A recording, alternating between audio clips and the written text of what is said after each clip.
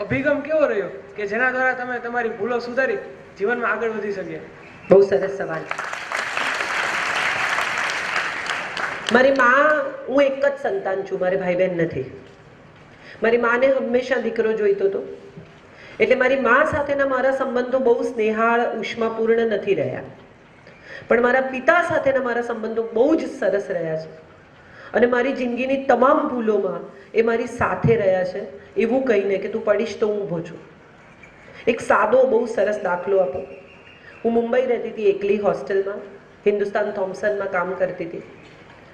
1989-90માં 15-16-17 હજાર રૂપિયા પગાર. શું કરો તમે એટલા બધા પૈસાનું? એટલે વાપરો એટલે તમારી આજુબાજુના લોકો જે કરતા હોય તમને કરવાનું મન થાય. એટલે એડવર્ટાઇઝિંગ એજન્સીમાં એ સમયે સિગરેટ પીવી એ બહુ મોટી ફેશન હતી. બધા પીએ એટલે તમે પણ પીઓ, કંઈ એવું સિગરેટ એ કોઈ જરૂરિયાત નથી, ફેશન છે. હું મારા પેરેન્ટ્સ સાથે મુંબઈથી આવેલી અને મારા પેરેન્ટ્સ અમદાવાદથી આવેલા. અમે જેસલમેર હોલિડે કરવા ભેગા થયેલા. મેં એમને હોલિડે ગિફ્ટ કરેલી.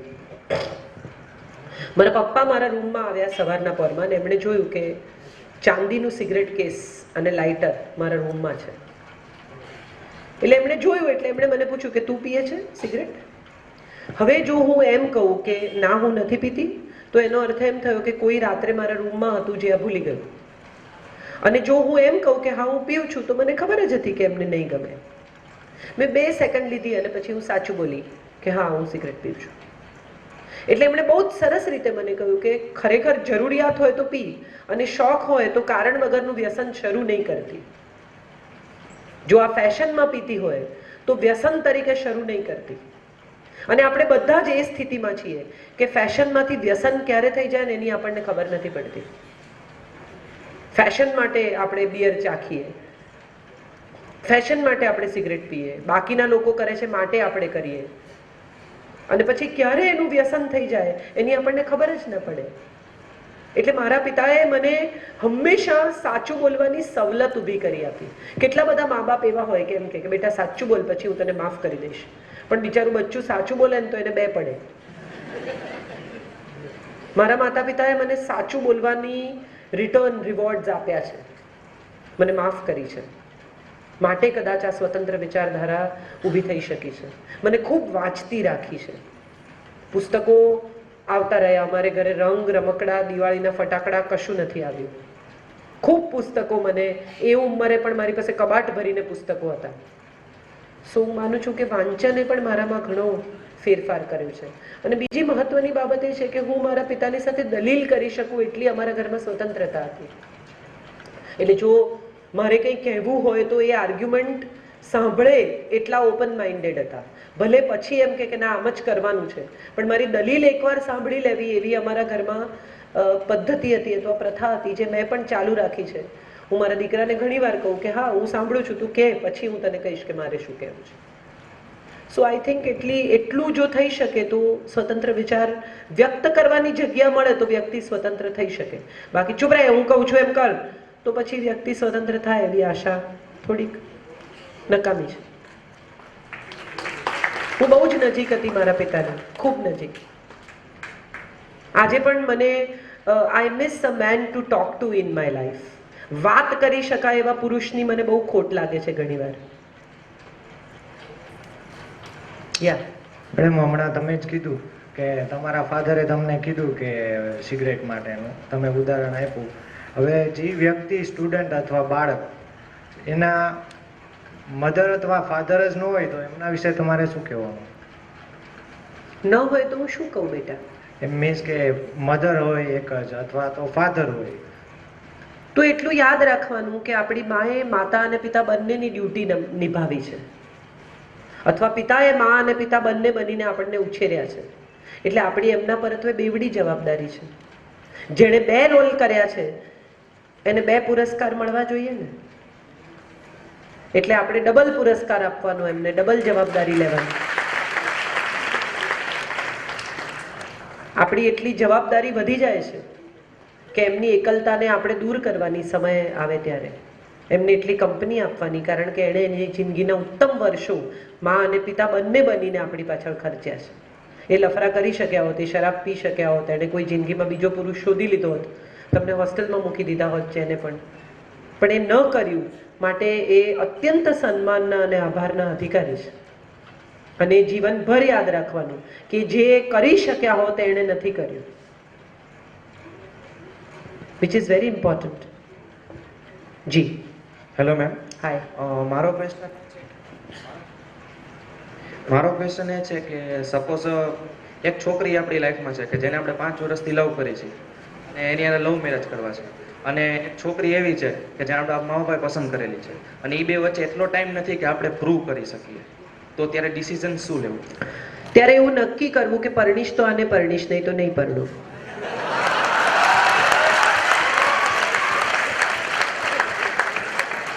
સમય બાય કરવાનો, કોઈની જિંદગી તો નહીં જ બગાડવાની.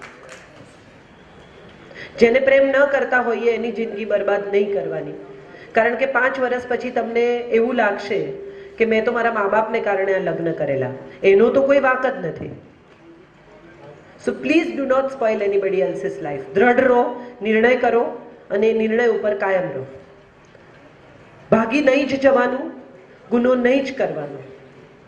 જેણે પ્રેમ કર્યો છે એ હંમેશા તમારા સુખની ખેવના રાખશે અને રાહ જોશે કે તમે કેટલા મજબૂત છો. જો તમે મજબૂત હશો તો એ ચોક્કસ લગ્ન કરાવી આપશે. કોઈ માતા પિતા પોતાના સંતાનને અપરિણિત રહેતું જોવા માંગતા નથી. રાહ જુઓ. અને મેમ બીજો ક્વેશ્ચન એ છે કે તમે સ્ટાર્ટિંગમાં આવ્યા તમે કીધું કે તમારો ટાઈમ હતો ત્યારે એવું હતું કે લવ યુ હોય મીન્સ કે મેરેજ કરવાના, અત્યારનો સિનારીઓ તમને પણ ખબર છે કે મેં લવ યુ કહી દીધું પછી જરૂરી નથી, ગમે એમ લવ યુ કહી દે છે, તો એ ટાઈમ અને અત્યારના ટાઈમમાં શું એવો ડિફરન્સ આવ્યો છે? પ્રેમનું મૂલ્ય ઘટી ગયું છે. પ્રેમની કિંમત ન હોય, એનું મૂલ્ય હોય. અને પ્રેમનું મૂલ્ય ઘટી ગયું છે કારણ કે આકર્ષણને બધા જ પ્રેમ સમજતા થઈ ગયા છે. અમારા સમયમાં તો પહેલા તો આકર્ષણ જ ન થાય. મા બાપે સ્ટેન્ડર્ડ જ એટલા હાઈ સેટ કર્યા હોય કે આટલું આટલું તો આવડવું જ જોઈએ, આવો આવો તો છોકરો હોવો જ જોઈએ, એટલે 80% લોકો તો નપાસ થાય તમારી ચોઈસમાં. બાકી વધ્યા 20, એમાંથી દરેકને તમારામાં રસ હોય એવું જરૂરી નથી.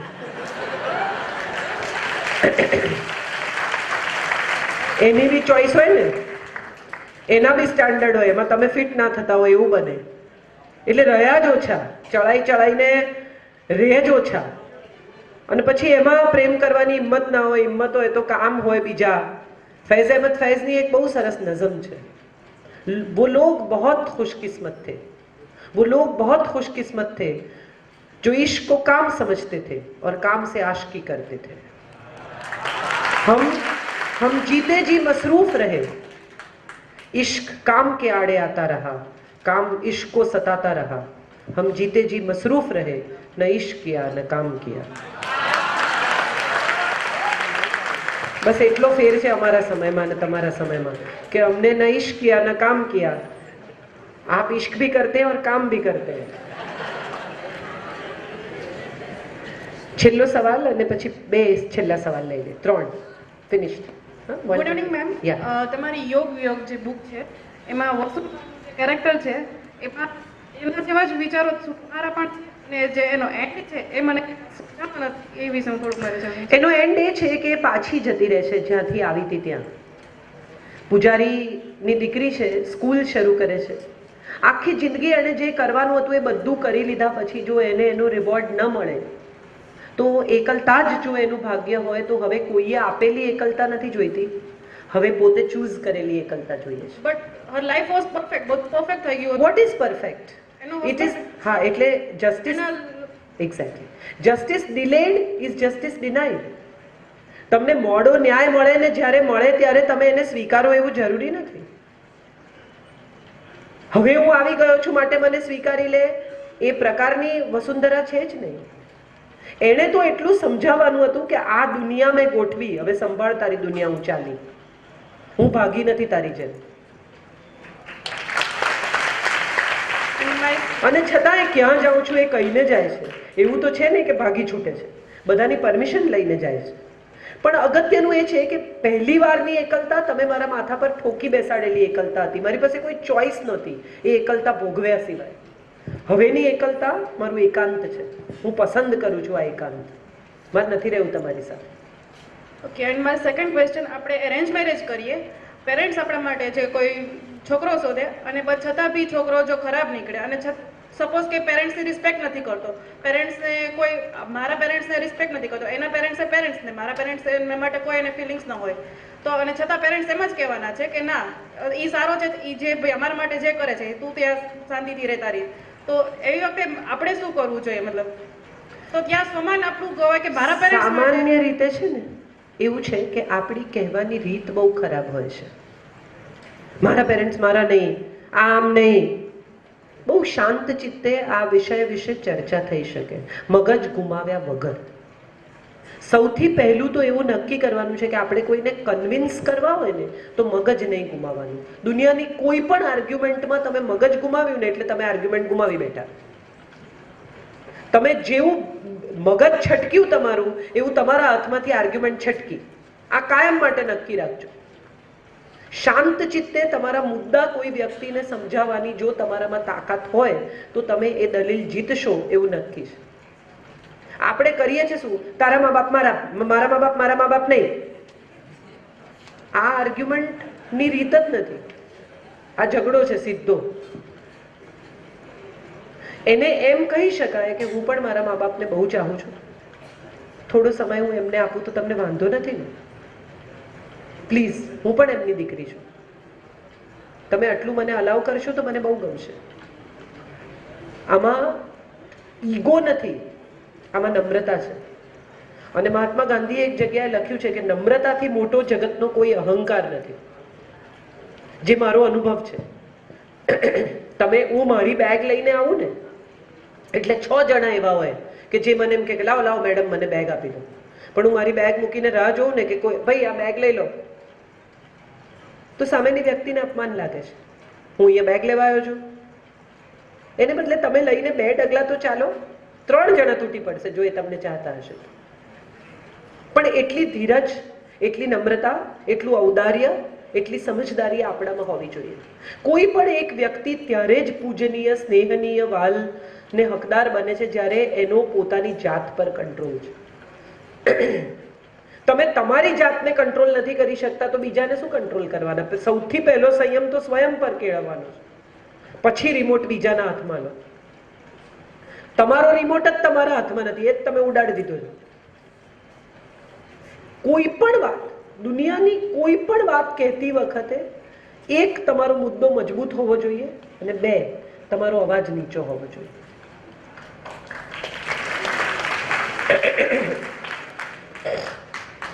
Good evening madam.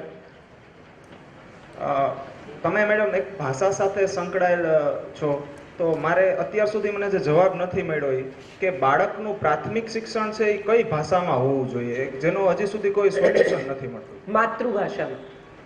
તો આગળ જતા મેડમ એને તકલીફ થાય? ના, ન થાય. મારો દીકરો ગુજરાતી મીડિયમમાં ભણ્યો છે, અંગ્રેજી, જર્મન, હિન્દી, ગુજરાતી સ્પષ્ટ બોલે છે, ચોખ્ખું, અને બંગાળી શીખી રહ્યો છે.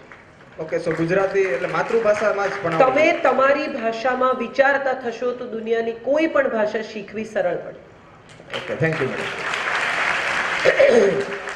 તમારી વિચારવાની ભાષા તમારી માતૃભાષા હોવી જોઈએ, પછી એનું ટ્રાન્સલેશન દુનિયાની કોઈ પણ ભાષામાં બહુ જ સહજતાથી અને સરળતાથી થઈ શકે. તમારો થોટ પ્રોસેસ જ પારકી ભાષાનો છે તો તમે કોઈ કેવી રીતે વિચારી શકો? તમને અંગ્રેજી એ તમારી માતૃભાષા નથી, તમને શબ્દો જ નહીં સૂજે વિચારતી વખતે. બહુ સાદું. તમે તો રાજકોટના છો બધાને લોક સાહિત્ય સાથે જોડાયેલા છો.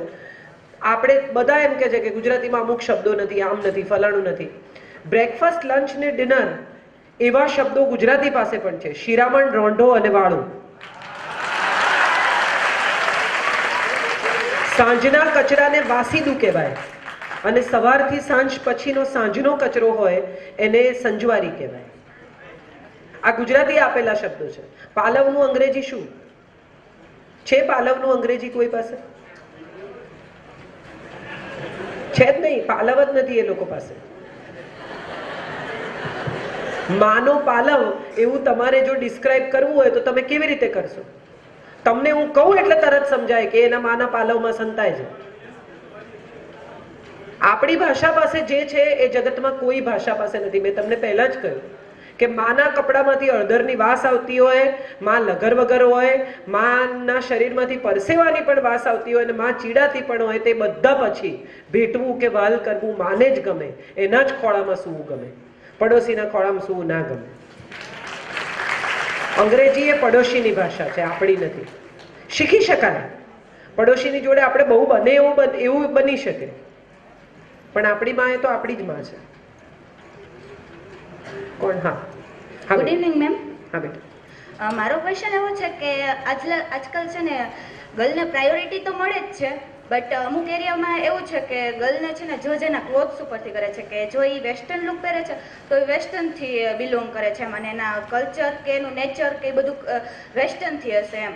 અને જો કોઈ ઇન્ડિયન લુકમાં હોય ને તો એને એમ માને છે કે એ આઈની છે, કે એ સારી છે એમ, અને એને છે ને એના વેસ્ટર્ન લુક પર તેને બહુ ચીપ કોમેન્ટ આપે છે. તો આ જે સોસાયટી છે ને સમજાવવું કેમ કે એ એના વેસ્ટર્ન લુક ઉપરથી ગર્લ છે ને વેસ્ટર્ન લુક થઈ જતી, પણ એ અહીં ઇન્ડિયાની જ રહે છે એમ. સોસાયટી નહીં સમજે, આ પહેલું સત્ય. અને બીજું સત્ય એ કે હમણાં થોડા સમય પહેલા મેં ફેસબુક ઉપર અમેરિકામાં મારા શોર્ટ્સમાં ફોટા અપલોડ કરેલા. મેં અમેરિકામાં શોર્ટ્સ પહેરેલી ને ફોટા કોઈકે પાડ્યા અને મેં અપલોડ કર્યા. મને બહુ મજા આવી એ જગ્યા જોઈને. એટલે લોકોએ મારા ફેસબુક ઉપર લખ્યું કે આપણી અસ્મિતાનું શું, ને તમે સાડી પહેરો છો ત્યારે બહુ સુંદર લાગો છો, ને તમે આ શોર્ટ્સમાં ફોટા અપલોડ કરો ને ગુજરાતી લેખકનું આ અપમાન છે ને ફલાણું છે. ત્યારે મેં એક જ વાક્ય લખ્યું હતું કે તમારે મારા લખાણ સાથે સંબંધ છે કે મારા કપડા સાથે? હું શોર્ટ્સ પહેરું એટલે હું ખરાબ લેખક થઈ ગઈ, અને હું સાડી પહેરું તો હું સારી લેખક? બહુ બીજા લોકોની કમેન્ટ્સથી આપણું જીવન ચલાવવાનો પ્રયત્ન ના કરવો, કારણ કે તમે સારું કરશો તો એ ભૂલો કાઢશે, ને તમે ભૂલો કરશો તો એ ભૂલો કાઢશે. અને મેમ મારો બીજો ક્વેશ્ચન એવો છે કે અમુક એવું હોય કે આપણે કોઈના પ્રત્યે સારી એવી લાગણી હોય ને, પણ એ પર્સનને આપણા પ્રત્યે લાગણી ના હોય એમ.